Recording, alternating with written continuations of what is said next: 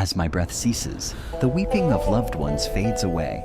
Cold darkness now engulfs my soul completely.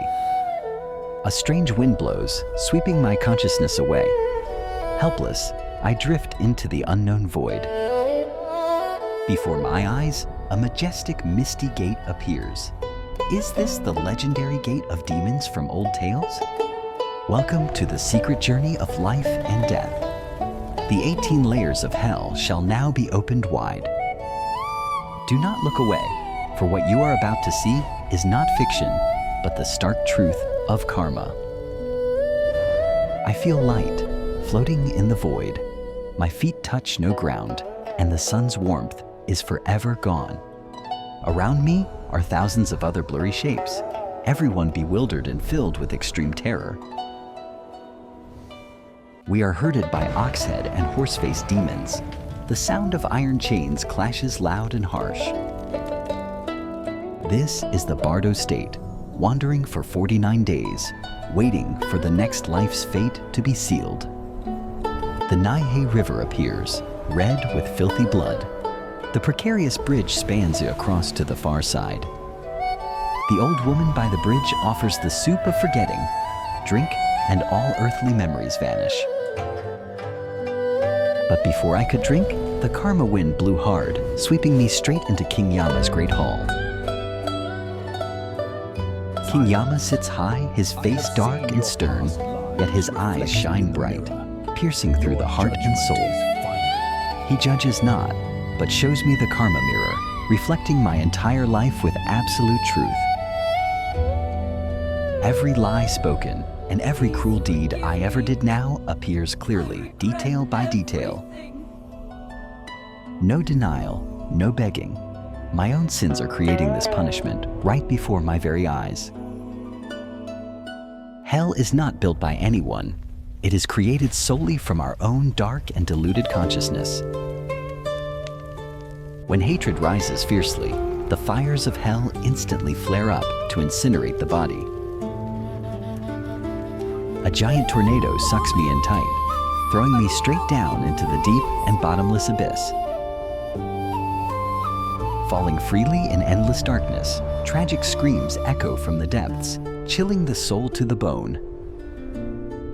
The deeper I fall, the more terrible the heat. My skin begins to blister from the fiery air. This is the realm of extreme suffering, where death is not the final liberation or escape. Here beings die and revive instantly, continuing to endure endless torture without any pause. Behold the glowing red iron mountains, waiting to welcome the souls full of heavy sin and guilt. The first door of the 8 hot hells opens wide. The heat burns the very void into nothingness. Welcome to the reviving hell, where sinners cannot die. They revive only to suffer more pain. Those who killed living beings are now herded into the forest of terrifying sharp sword leaves. Every step pierces the feet. Blood flows like a river, dyeing the iron ground a deep crimson red. The karma wind blows, healing wounds instantly, only to be sliced open 1,000 times again. Next is the black thread hell, for those who stole and cheated others out of their property. Humans use red-hot iron lines to measure the body, then saw the flesh along those marked lines. The sound of sawing bone blends with screams, but here there is not a single shred of mercy left. Look at those glowing red copper pillars. They are for the sin of lust and destroying families. The sinner sees the pillar as a former lover, rushing to embrace it tight, never letting go. Instantly flesh sizzles, bones fall apart. The pain pierces through the heart and lungs with agony. Dying and reviving, the lover's illusion appears. They rush to hug the copper pillar again. The cycle of lust and pain repeats endlessly. Who knows when this torment will ever truly cease? Deeper down is the crushing hell. where two giant iron mountains press tightly against each other. Those in power who oppress the innocent shall be crushed by iron mountains into a bloody pulp. Mashed flesh and blood flow out, but a single wind blows, and the body is restored to its form. The mountains separate, then crash again, crushing human ambition and arrogance into dust. There are cauldrons of boiling oil, fire blazing underneath, with black smoke rising high into the air. Fierce yakshas use tridents to throw sinners into the oil pan, like frying shrimp chips in the heat. Skin blisters and peels off in chunks. The pain makes them scream until their voices are completely lost. This is retribution for those who used malicious words, cursing and spreading scandals among men. The tongue that wove harmful tales is now pulled out and plowed by a red-hot iron plowshare. Boiling copper water is poured into the mouth, burning the throat and all internal organs. Each lie is a drop of boiling copper. Swallowing it brings pain, and regret comes far too late. This space is filled with wailing. Resentment rises to the sky, forming thick and pitch-black clouds. But remember well, no one punishes them. Their own evil karma manifests this fate alone. Beings create killing karma out of ignorance, then pay the price with their own flesh and blood. Iron dogs with sharp fangs rush in to tear and bite the sinners without a shred of mercy. Copper snakes wrap tight around the body, spraying hot venom into every charred fiber of flesh. They flee in panic, but on all four sides are red-hot iron walls with no way to escape. One day here equals 1,000 earthly years. The suffering drags on endlessly without cease. Those who indulged in alcohol and vice are now forced to drink molten iron that burns the throat. Those unfilial to parents are now crushed by a millstone into hundreds of broken pieces.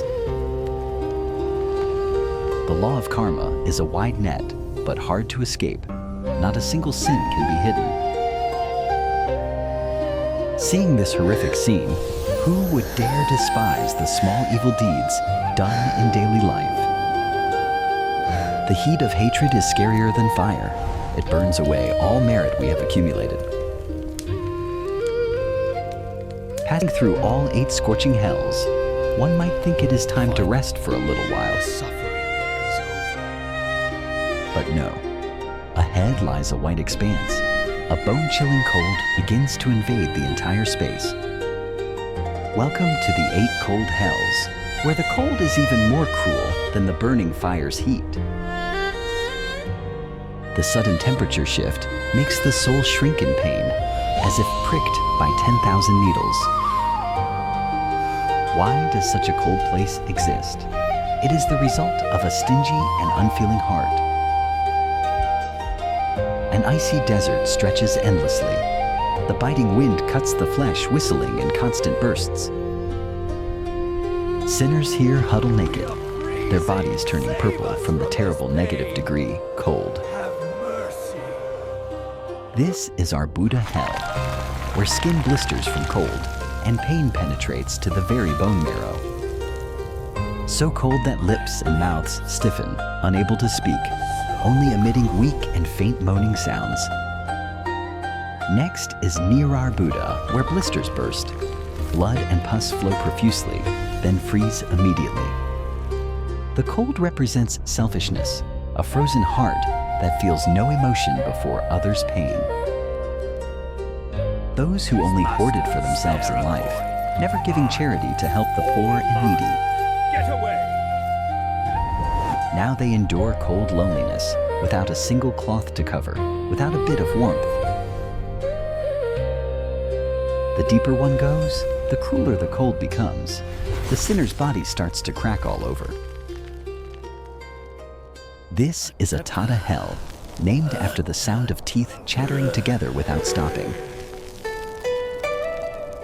Then comes Hahava Hell, where sinners only have the strength to exhale breaths of freezing air. Look, their flesh cracks into 3 lines, resembling the petals of a blue lotus blooming wide. That is the Utpala Hell. The beauty of the name contrasts sharply with the physical pain. Fresh blood flows and instantly freezes into red ice, clinging tight to the wide open gaping wounds. Most terrible is the Great Lotus Hell. Flesh cracks into 100 pieces like a pink lotus. Every fiber and tendon is torn apart. Internal organs are exposed and freeze instantly.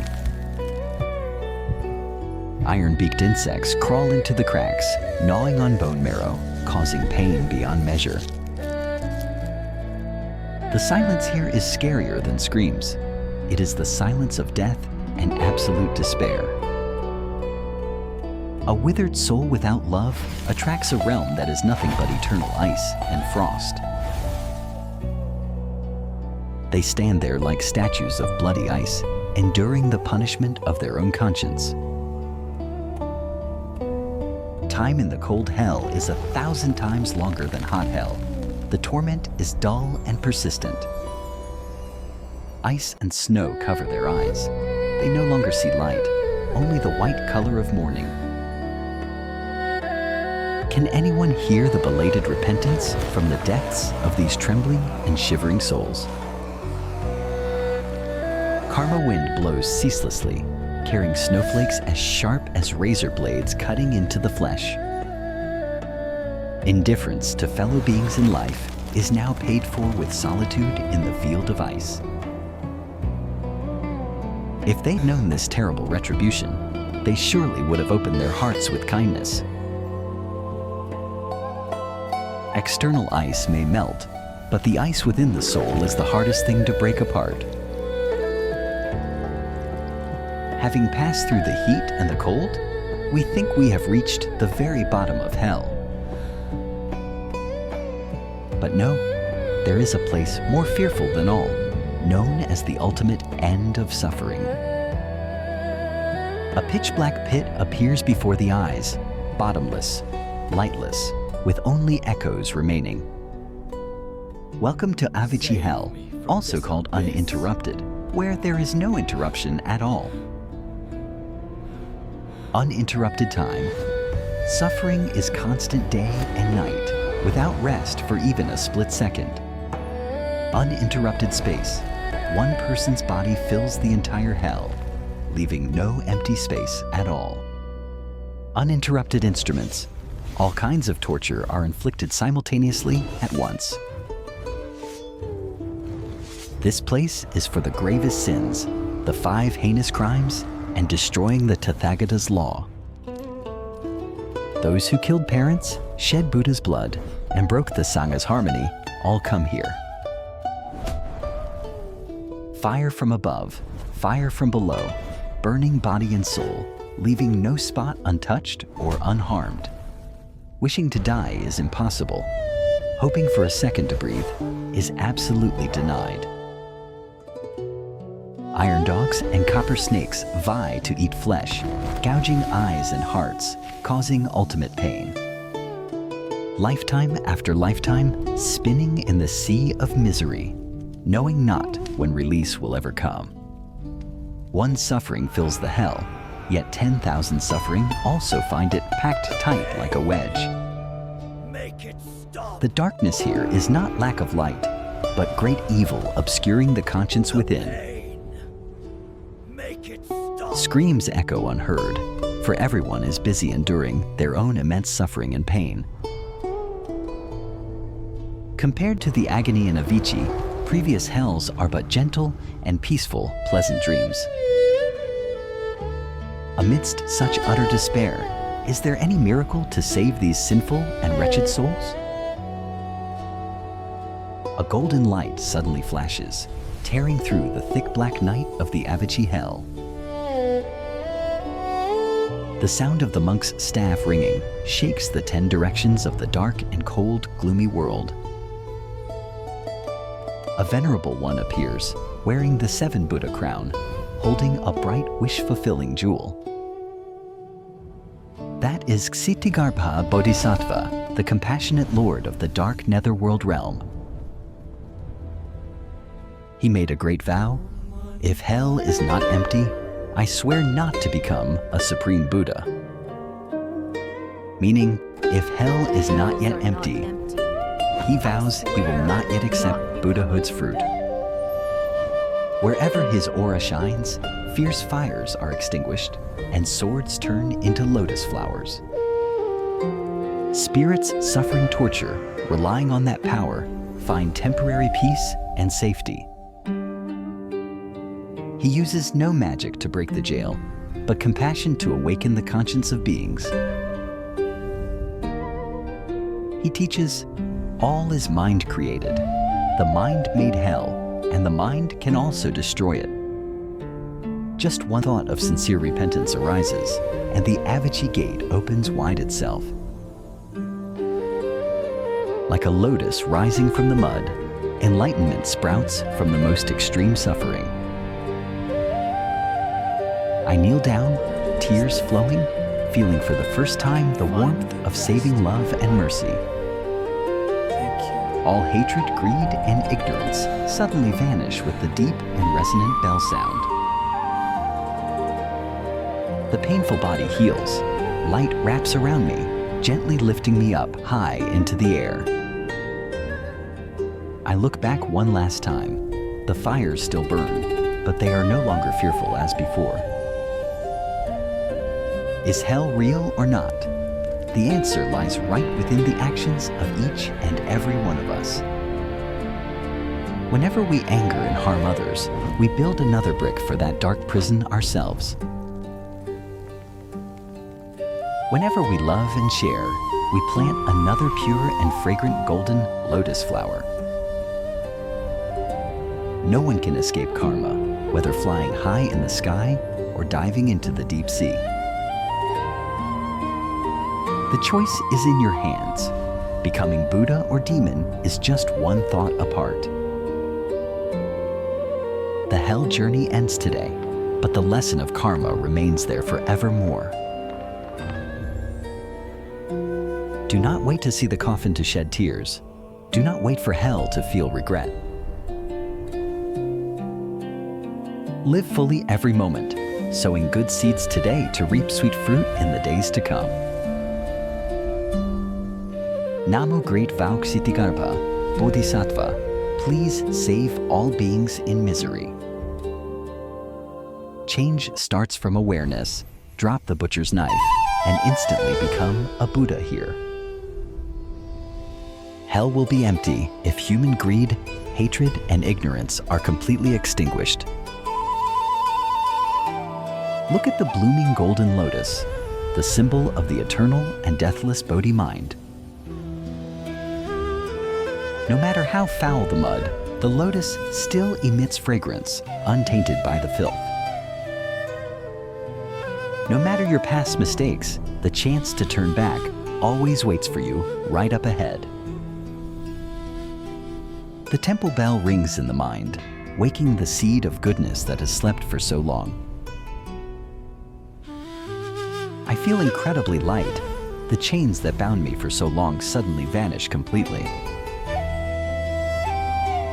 Thank you, Ksitigarbha Bodhisattva, for lighting the torch in the dark and gloomy night. Thank you, adversity and pain, for the hard lesson to cherish life more than ever before. Impermanent life is short. Use it to love instead of sowing hatred against one another. Be a lamp unto yourself. Do not let the darkness of ignorance lead you down the wrong path. If you find this story meaningful, please help me spread it to many more people out there. A single share from you can help someone awaken and return to the path of goodness.